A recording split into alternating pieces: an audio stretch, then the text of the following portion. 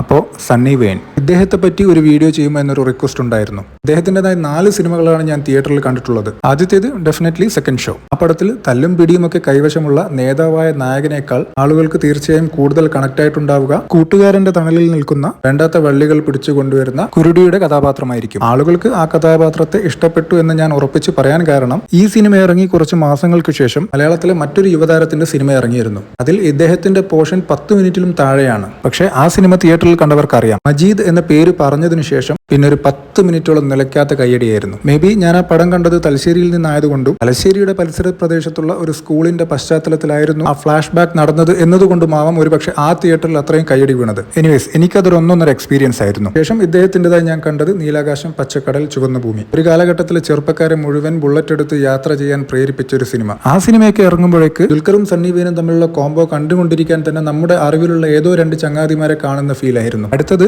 ഒരു ദിവസം ഫേസ്ബുക്കിൽ ചുമ്മാ സ്ക്രോൾ ചെയ്തുകൊണ്ടിരിക്കുമ്പോൾ പഴയകാല നടനായ ബാലചന്ദ്ര മേനോൻ ഒരു പുതിയ കാല നടന്റെ സിനിമയെ അപ്രീഷിയേറ്റ് ചെയ്തൊരു പോസ്റ്റ് കണ്ടു. സിനിമയുടെ പേര് ആൻ മരിയ കലിപ്പിലാണ്. ഇങ്ങനൊരു കാര്യം സാധാരണ നടക്കാറില്ലാത്തത് കൊണ്ട് എന്നാൽ ആ സിനിമ ഒന്ന് കണ്ടു കളയാമെന്ന് കരുതി ഞാൻ പോയി കണ്ടു. എന്താ പറയാ, ഒരു proper entertainer with a message. അതായിരുന്നു ആ സിനിമ.